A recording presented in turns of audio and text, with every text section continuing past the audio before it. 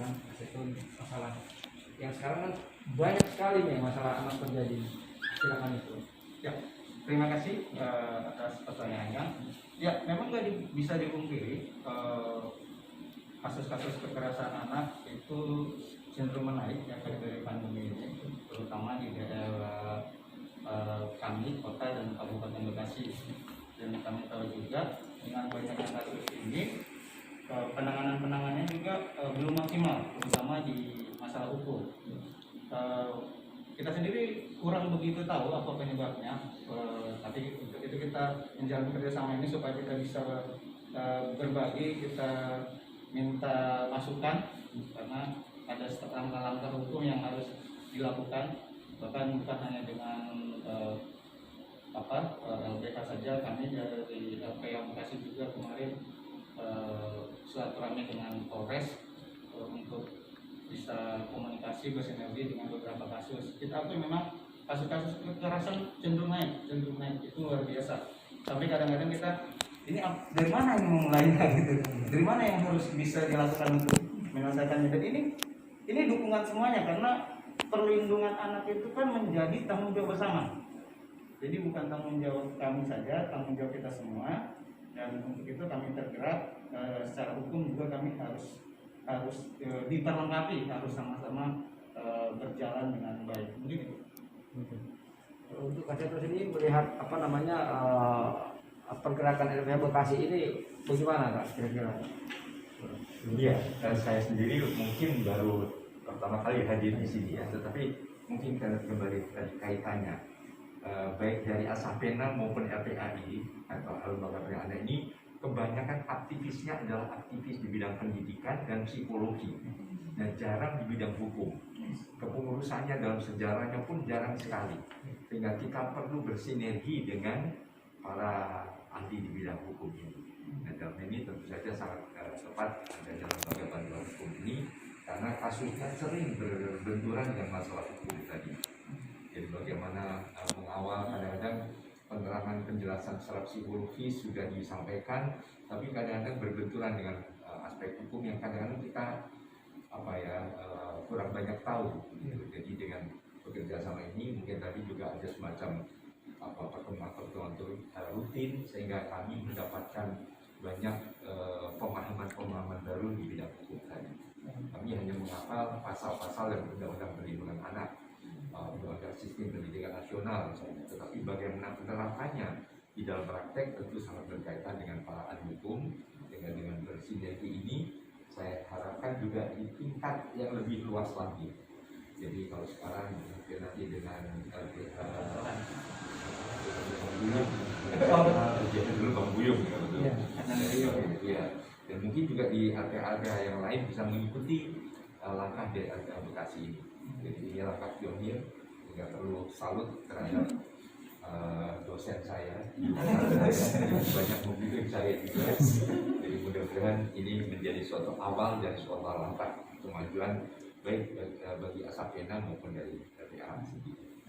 Kalau untuk LPA Bekasi ini artinya gini, kan sekarang permasalahan pendidikan di daring ini kan memang secara psikologi yang sangat menekan anak. Sampai sekarang mereka, aku aja baru sekolah nggak pernah tahu temanku siapa. Jadi bagaimana itu apa sih langkah-langkah dari LPA Bekasi ini kan sekarang ada yang uji coba. Itu gimana pemantauan LPA Bekasi untuk sekolah-sekolah anaknya, terutama yang SD dan TK waktu itu gimana?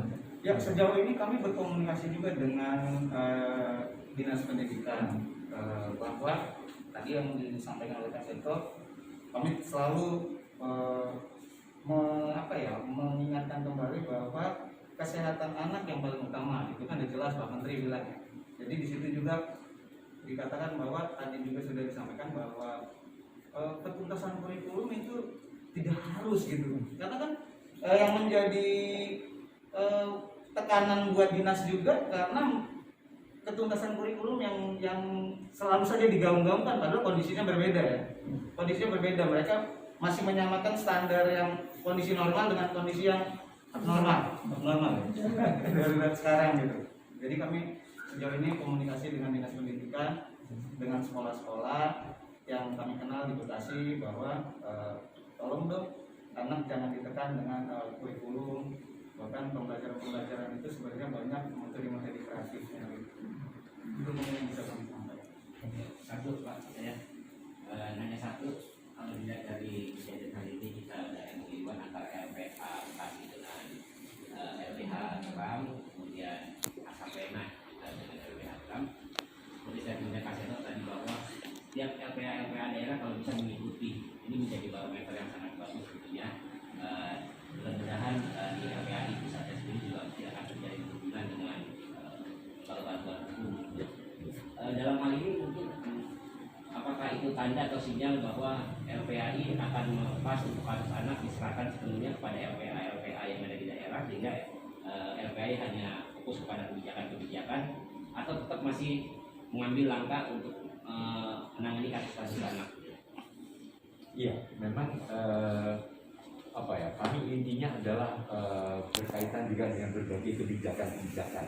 Jadi kebijakan-kebijakan misalnya anak harus masuk sekolah pada bulan Juni dan sebagainya, walaupun ada yang masuk, ada yang tidak, dan itu diserahkan pada orang tua. Nah, ini memang bisa membuat justru adanya perbedaan ya, anak yang merasa masuk sekolah merasa lebih berhasil dan sebagainya. Itu kebijakan-kebijakan ini yang juga kami bicarakan bersama dengan tingkat kementerian.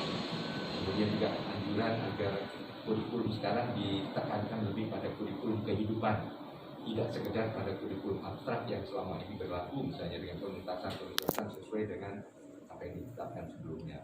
Kita tahu bahwa di dalam kurikulum juga ada etika, ada estetika, tapi ada juga kesehatan. Nah, itu kan bisa dikembangkan di dalam pendidikan informal dan non formal, sebagaimana yang sudah dirintis oleh Asapena sejak 15 tahun yang lalu ya. Jadi sekarang hampir semua kan semacam homeschooling juga ya. Jadi intinya itu yang kami kelola di tingkat pusat, tetapi kami juga mendampingi di tingkat daerah. Misalnya di LPA DKI Jakarta sendiri juga masih lemah. Nah, kami masih berperan juga karena kadang-kadang masih larinya juga ke pusat. Penanganan kasus sendiri, penanganan kasus juga, iya. Jadi belum bisa dilepas sepenuhnya gitu, masih perlu bimbingan. Iya. Sebetulnya kami memang semacam ibaratnya ngarso sung tulodo, ngarso. Jadi tetap juga di depan, tapi di tengah-tengah bersama-sama. Kami juga selalu koordinasi dengan LPA daerah, dengan LPA Bekasi, termasuk yang sangat kompak lah, karena paling sering beliau hadir di LPA di Kemensos.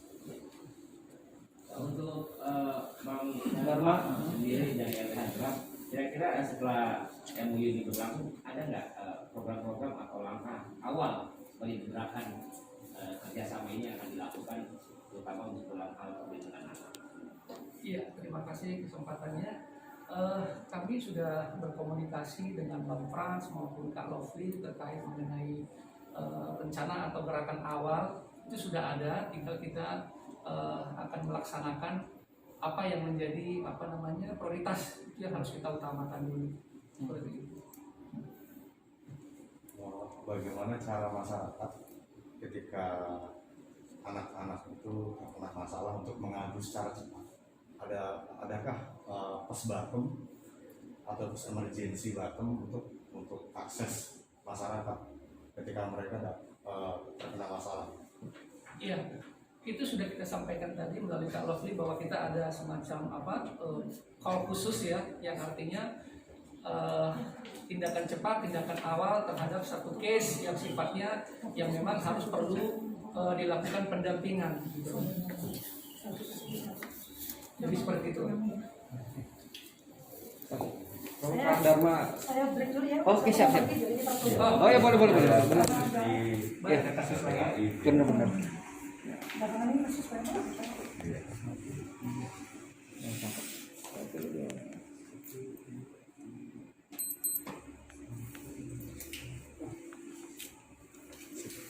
Stop. Ada titipan